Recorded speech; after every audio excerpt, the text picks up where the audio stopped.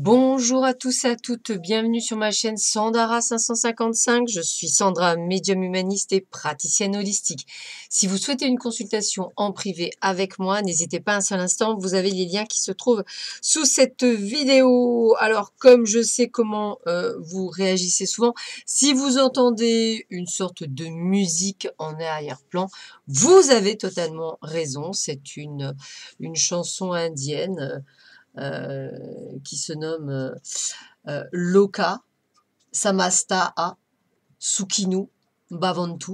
C'est une très jolie musique de paix. J'avais envie ce matin, effectivement, d'effectuer de mettre cette musique sur la vidéo. Alors, si vous l'entendez, pour ceux que ça viendrait effectivement déranger, eh ben, pardonnez-moi d'avance.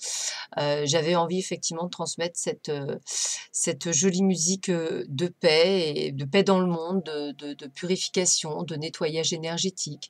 Voilà, c'était mon petit moment ce matin. Donc, au cas où, hein, voilà, pour ceux et celles qui sont profanes et qui n'aiment pas du tout être dérangés dans les cartes ou quoi que ce soit, bah, voilà, sachez que c'est ça.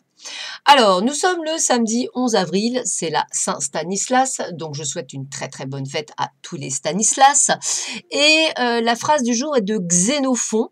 Les actes ne sont-ils pas des témoignages plus dignes de foi que les paroles? Alors là, je trouve que le truc est tellement vrai. Les actes ne sont-ils pas des témoignages plus dignes de foi que les paroles? Et je vais le répéter encore une troisième fois parce que valable fortement lorsqu'on on est amoureux. Dites-vous bien que les paroles s'envolent, les actes restent. Donc je trouve ça très intéressant. Les actes ne sont-ils pas des témoignages plus dignes de foi que les paroles? Merci Xénophon pour ces paroles si vraies. Voilà, alors nous allons voir ce que nous réserve cette journée en espérant que la vidéo passe parce que ça devient un petit peu à se poser la question si ça passe ou si ça passe pas.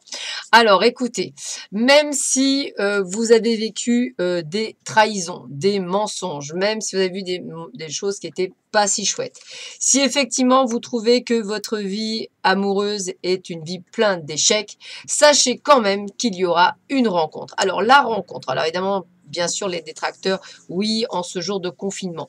Oui, bien sûr, en ce jour de confinement. Sauf qu'on vous prépare à la rencontre. Donc, se préparer à la rencontre, c'est faire le deuil de quoi? De la trahison et des échecs de votre vie. C'est de pouvoir en profiter parce que ça, tant que ça, c'est pas fait, pas de rencontre. Voilà, c'est un peu clair. Parce que la rencontre, vous passerez effectivement à côté. Puisque vous ne pourrez attirer à vous que des gens qui sont dans la peur, dans le doute ou dans le mécontentement, comme vous. Et ce que vous voulez, c'est un sauveur. Sauf que ça marche pas comme ça. On n'a pas de sauveur. Si vous voulez un bon sauveur, allez voir un bon thérapeute. C'est eux qui vous sauveront. Et puis, même pas, je dirais, vous aideront à vous sauver. Mais c'est vous, avant tout, qui devez vous sauver. Vous êtes l'acteur de votre vie. Vous êtes celui ou celle qui décidez de votre bonheur et non pas par le biais de quelqu'un. Qu'est-ce qu'on vous dit d'autre? Eh bien, écoutez, j'ai presque envie de vous dire de ne pas trop vous inquiéter, puisqu'effectivement, on est enfermé, on est dans le confinement, mais on me parle qu'effectivement, vous allez, pour certains, devoir vous battre, ou du moins faire des démarches pour, effectivement, faire une rentrée d'argent qui se fera. Donc, je pense à tous les auto-entrepreneurs qui vont peut-être demander cette allocation que l'État va vous donner. Eh bien, allez-y, foncez. Prenez ce qui est à prendre, prenez ce qui est nécessaire pour vous, prenez tout ce qui sera mis en place pour certains d'entre vous, puisqu'effectivement, l'argent sera là, même si ça prend du temps. Alors, toujours pareil, hein, regardez bien, les choses se mettent. Hein. Le mot trahison ressort quand même 2 fois dans les jeux de cartes. Donc, on a vraiment ce côté où vous vous sentez pas à votre aise, si je m'y permets. Pourtant, on vous demande effectivement d'avoir cette légèreté, cette fluidité, cette compréhension pour quoi faire, pour pouvoir construire. On ne construit pas tant qu'on n'a pas fait table rase du passé. C'est un peu comme une maison. Je dirais que si les fondations ne sont pas viables, elles ne peuvent pas durer dans le temps. Ça, c'est le b.a.-ba du monde du bâtiment. Bah, c'est valable également pour nous-mêmes. Tant que nous n'avons pas effectivement fait un nettoyage, un curetage, je dirais qu'on ne peut pas être dans quelque chose que l'on construit, sinon on construit sur des sables mouvants, bien entendu. Je vous montre ce magnifique mandala qui est du dieu Kashina, dieu soleil. Je vous le montre, très très beau. Hein, je l'ai pigé, est vraiment magnifique. Un Risbi est le seul à savoir aimer car il a plongé dans son propre soi, au cœur de la vie et de l'amour. Partout, il ne perçoit que la vie et l'amour, au-dessus, au-dessous, devant, derrière, dans toutes les directions. Même en enfer, dans les mondes inférieurs, il ne voit rien d'autre.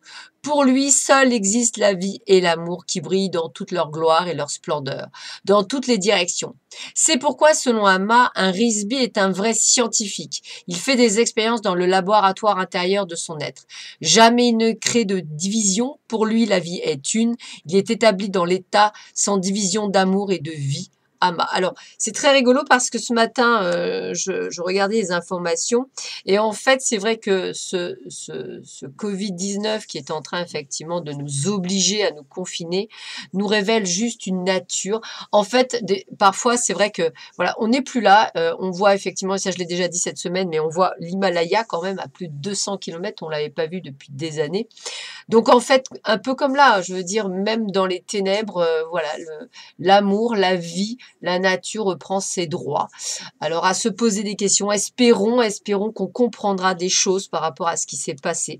J'espère. Je doute toujours, mais j'espère. Alors, vénère la nature en tant que la forme visible de Dieu. Ben voilà, il vous le redisent, il vous le répète. Alors ça va parce que ça va très très bien avec ce que je viens de dire, ce phénomène où effectivement, voilà, plus de pollution, les mammifères, les animaux qui reviennent là où ils avaient disparu, même des espèces donc qui viennent à nous.